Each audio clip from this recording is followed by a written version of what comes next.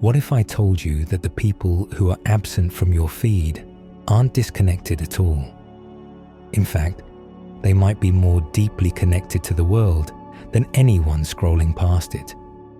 What is it about their silence that makes them different? And why does that silence feel so deliberate, so intentional, so purposeful? Here's the thing. We live in an age where being seen is almost a requirement. If you don't post, people assume you don't exist. If you don't share, they think you don't care. But there's a growing group of people who have chosen differently. They observe, they feel, they reflect, and yet they stay quiet. Not because they have nothing to say, but because what they have to say runs too deep for a caption. Their absence isn't emptiness, it's intention. And the psychology behind that choice is more complex than you might think.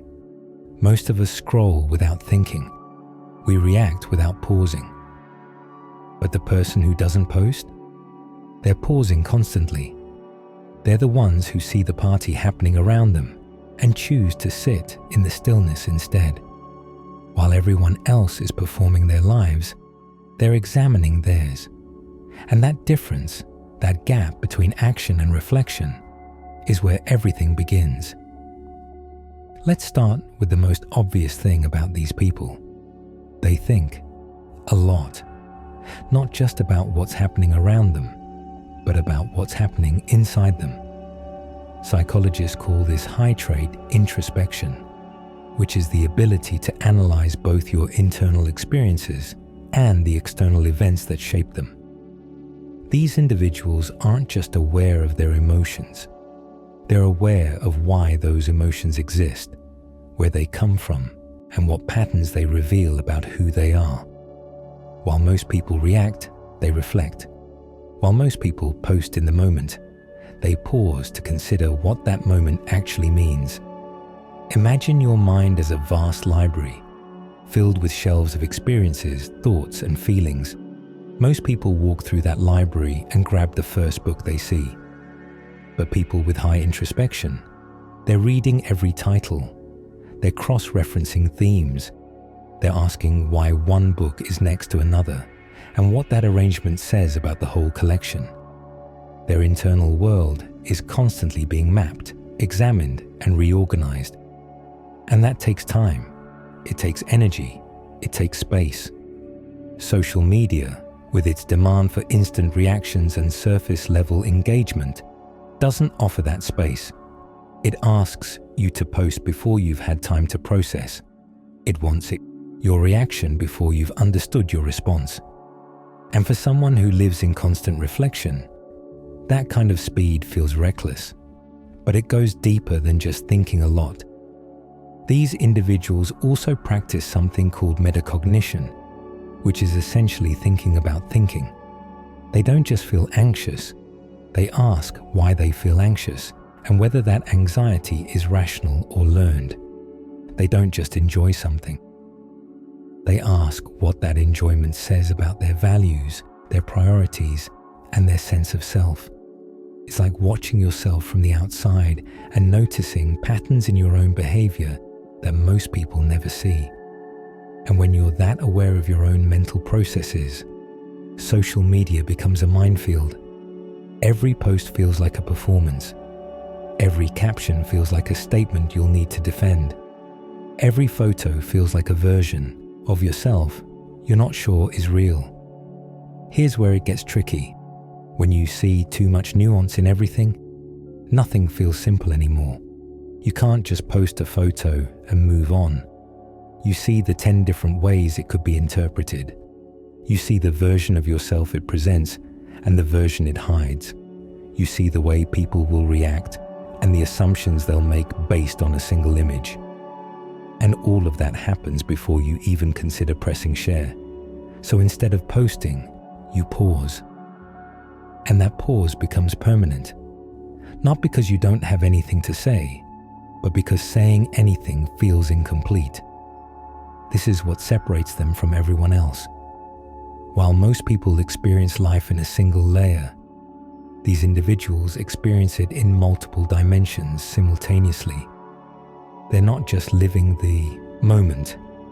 They're analyzing how the moment fits into their personal narrative, how it reflects their values, how it might be perceived by others, and whether sharing it aligns with their authentic self. It's like trying to solve a complex equation every single time you consider posting something. And the more variables you add, the more impossible it becomes to find a solution that feels right. So they choose not to solve it at all. They choose to experience the moment privately, fully, without the pressure of translation.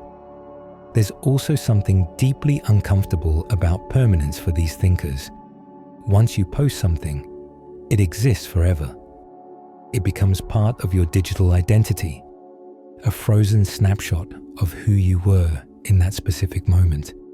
But people who think this deeply know that they're constantly evolving. The person who posts today might not agree with that post tomorrow. The opinion you share this week might shift next month as you gain new information, new perspectives, new understanding. And the idea of leaving a permanent trail of half-formed thoughts and incomplete reflections feels terrifying. It's like being forced to publish the rough draft of your life before you've had time to edit it. So they keep their drafts private. They keep their evolution internal. And they protect themselves from the discomfort of being held accountable to a version of themselves they've already outgrown. Now let's talk about empathy, because this is where things get really interesting. People who don't post often have unusually high levels of empathy. They don't just understand emotions, they feel them. Not just their own, but everyone else's too. They're the people who can walk into a room and immediately sense the tension, the joy, the unspoken sadness hanging in the air. They pick up on micro-expressions, tone shifts, subtle body language, and the space between words that most people miss. Psychologists call this pattern recognition in emotional data, and it's exhausting, because when you're constantly absorbing the emotional state of everyone around you, you need time to recover. You need solitude to detox from the noise. Social media is the opposite of solitude. It's an endless stream of emotional signals, opinions, conflicts, celebrations, and crises all happening at once. For someone with high empathy, that's not just overwhelming, it's unbearable. They see every post not just as information, but as an emotional event. A friend's vacation photo carries hidden stress. A political rant reveals deep pain. A cheerful update hides loneliness. And all of that, emotional data gets processed, absorbed, and stored. There's no off switch. So instead of engaging, they withdraw. They protect their energy by choosing silence. But here's the other side of empathy. When you feel so much, you also become hyper-aware of how your words and actions affect others. You know that a single post can be misunderstood. You know that a comment can hurt someone unintentionally. You know that sharing your happiness might make someone else feel inadequate. And sharing your struggle might burden someone who's already drowning. So you stay quiet. Not because you don't care, but because you care too much. You've seen how easily words can wound, how quickly joy can become comparison, how fast connection can turn into performance. And you refuse to add more noise to a world that's already screaming. This empathetic burden creates what researchers call compassion fatigue. But it's more nuanced than that. It's not just about caring too much for too long. It's about the impossibility of helping everyone you feel for. When you scroll through social media and genuinely feel the pain behind every cry for help, the loneliness behind every desperate attempt at connection, the insecurity behind every perfect photo, you start to drown in other people's emotions. And the guilt of not being able to respond to everyone, not being able to fix everything, not being able to save everyone who's struggling, becomes its own weight. So these individuals make a choice. They step back, not because they're cold or indifferent, but because they've learned that they can't pour from an empty cup. They protect their capacity to care by limiting their exposure to suffering. They can't alleviate. There's also the reality of emotional mirroring that happens automatically in their brains. When they see someone happy, they feel happy. When they see someone angry, they feel that anger rising in their own chest. When they see someone anxious, their heart rate increases. This isn't a choice. It's a neurological response. Their mirror neurons are firing constantly, creating an internal experience that matches what they're observing in others. And on social media, where thousands of emotional states are displayed simultaneously, this mirroring becomes chaos. Their nervous system can't distinguish between their own emotions and the emotions they're absorbing from their feed. So they feel everything at once, joy and grief and rage and fear all colliding in a single scroll session. And that kind of emotional whiplash is damaging. It fragments their sense of self. It makes it impossible to know what they actually feel versus what they've absorbed from others. So they choose disconnection to preserve their internal coherence.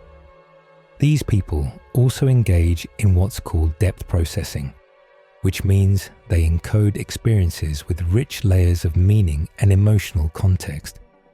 When something happens to them, they don't just remember the facts. They remember how it felt, what it meant, why it mattered, and how it connected to everything else in their lives. Every experience becomes a tapestry of associations, emotions, and reflections. And because of that, sharing anything feels like reducing it to something flat and lifeless. How do you capture the complexity of a meaningful moment in a caption? How do you share the depth of an experience in a photo? You can't, so you don't. This is why these individuals often reject surface validation. Likes and comments feel hollow when you're seeking truth. Approval from strangers doesn't matter when you're trying to understand yourself. Social media rewards performance, but they're not interested in performing. They're interested in being real. And real doesn't always look good in a post. Real is messy, uncertain, contradictory, and evolving. Real doesn't fit neatly into a grid of curated images. So they choose depth over visibility. They choose truth over validation. And that choice, while isolating, feels more honest. There's another layer to this that rarely gets discussed. These deeply empathetic individuals often carry what psychologists call emotional residue. When they witness someone else's pain, joy, anger, or fear, those emotions don't just pass through them. They stick. They linger. They become part of their own emotional landscape for hours or even days afterward. Imagine scrolling through social media and not just seeing content, but absorbing it. Every crisis becomes your crisis. Every celebration triggers questions about your own life. Every conflict leaves you feeling drained and heavy. This isn't just sensitivity, it's emotional saturation. And the only way to manage it is to limit exposure, to step back, to create boundaries between yourself and the endless flood of human emotion that social media provides. But let's dig even deeper into what makes these individuals different. There's a concept in psychology called cognitive complexity, which refers to the ability to perceive multiple dimensions of a situation simultaneously. Most people see things in binary terms, good or bad, right or wrong, success or failure. But people with high cognitive complexity see the gray areas, the contradictions, the layers of truth that exist between extremes. They understand that a person can be both kind and cruel, that a success can also be a failure in disguise, that happiness and sadness can coexist in the same moment. And this ability to hold multiple truths at once makes social media feel absurdly simplistic. How do you engage with a platform that demands you reduce complex human experiences into simple narratives? How do you participate in conversations that force you to take sides when you can see validity in multiple perspectives? You can't. At least not without betraying your own understanding of how nuanced reality actually is. This cognitive complexity also makes them acutely aware of the performative nature of social media. They see through the curated feeds. They recognize the careful editing behind every spontaneous moment. They understand that what people post is rarely the full story, and often not even close to the truth. And once you see that pattern, you can't unsee it. Every post becomes transparent. Every carefully worded caption reveals what's being hidden. Every perfectly lit photo shows the shadows that were cropped out. And engaging with that level of performance starts to feel dishonest. These individuals would rather say nothing than contribute to a collective illusion. They'd rather be absent than be fake. Let's shift to existential thinking, because this is where the silence becomes almost philosophical. People who think existentially are constantly asking the big questions. Why are we here? What is the meaning of life? How should I live? What is consciousness? What happens when we die? These aren't casual curiosities. They're the foundation of how these people experience the world. Everything matters. Even the smallest moment feels cosmic because it's part of the larger question of existence. When you're living with that level of awareness, social media feels trivial. Posting a selfie feels absurd when you're contemplating the nature of reality. Sharing a meal feels shallow when you're questioning the meaning of time. And here's the thing about existential thinkers. They live in multiple timelines at once. They're not just in the present moment. They're in the past, analyzing what led them here. They're in the future, imagining 100 possible outcomes. They're in alternate realities, wondering what would have happened if they'd made different choices. Their minds are constantly moving through layers of time and possibility, which makes the present moment feel fragmented. How do you post about right now when your mind is simultaneously in yesterday, tomorrow, and a version of today that might never exist? You can't. So you watch, you observe, and you stay silent. But existential thinking also brings a unique kind of burden. When everything feels meaningful, nothing feels simple. You can't just enjoy a sunset.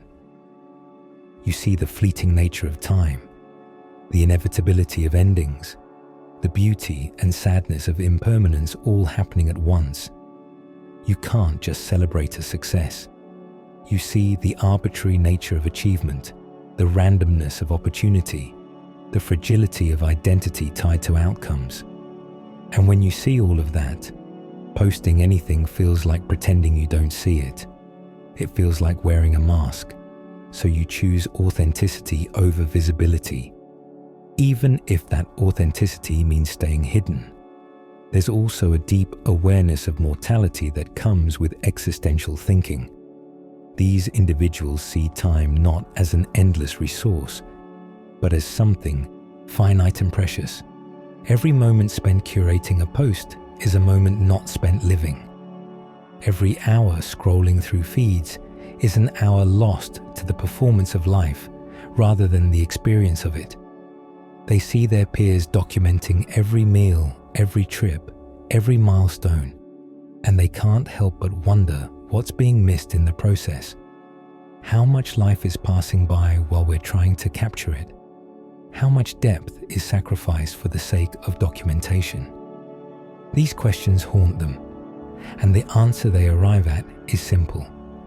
Life is too short to spend it performing, so they choose presence over presentation. They choose being over seeming. Now let's talk about the conflict, because all of this introspection, empathy, and existential awareness comes with a serious downside. It's called rumination. and it's the mental equivalent of being stuck in a loop. When you think too much, you can spiral. When you analyze too deeply, you can lose yourself in the process. You start questioning everything. Is this thought real, or is it anxiety? Is this feeling valid, or is it distortion? Am I being wise, or am I overthinking? And that spiral, that endless cycle of questioning your own mind, becomes its own trap. Social media adds fuel to that fire because every post is another thing to analyze, another emotional signal to absorb, another performance to decode. So instead of engaging, you avoid. You protect yourself from the spiral by choosing silence. But here's where the tension peaks. The hardest part isn't the thinking itself. The hardest part is learning when to stop thinking and simply experience life. These individuals are so deeply aware of their internal world that they sometimes forget how to just be in the external one. They analyze instead of participate. They reflect instead of react. They observe instead of engage. And social media, which demands instant participation, becomes the ultimate challenge. It's an invitation to stop thinking and start performing. And for someone whose entire identity is built on depth and awareness, that feels impossible. So they retreat. They choose solitude over noise. They choose reflection over reaction. They choose silence over performance. And in that silence, they find something most people never do. They find clarity. They find peace. They find themselves. Because here's the truth. When you stop performing for an audience, you start living for yourself. When you stop seeking validation, you start discovering what actually matters. When you stop reacting to every signal, you start hearing your own voice. And that voice, quiet and steady and real, becomes the only thing that matters. These people aren't avoiding life. They're honoring it. They're refusing to reduce their existence to a highlight reel. They're choosing depth in a shallow world, truth in a world of performance, stillness in a world of noise. And when they find balance, something beautiful happens. They become bridges. Bridges between logic and empathy. Bridges between thought and feeling. Bridges between the inner world and the outer one. They don't need to post to make an impact. They make an impact by simply being present, by listening deeply, by seeing what others miss. Their silence isn't absence, it's presence. And that presence, grounded and intentional and real, is a gift in a world that's forgotten how to be still. Their journey isn't about avoiding life. It's about honoring it by seeking depth instead of breadth, meaning instead of distraction, truth instead of performance. Their quiet depth is their light in a shallow world. And the world needs that light now more than ever. So if you're one of these people, if you've ever felt guilty for not posting, if you've ever wondered why you can't just share like everyone else, here's what you need to know. Don't apologize for your silence. Don't apologize for your depth. Don't apologize for needing time to process, reflect, and simply be. The world doesn't need more noise. It needs more people like you. People who think before they speak. People who feel before they react. People who choose truth over performance. Your silence isn't a weakness, it's your strength. And your depth is exactly what this shallow world needs most. If this resonated with you, go ahead and hit that like button. Subscribe if you want more content that explores the deeper parts of being human. And drop a comment below. Let me know your thoughts. Are you one of these deep thinkers who stays quiet? Or do you know someone who is? I'd love to hear your perspective. Thanks for watching, and I'll see you in the next one.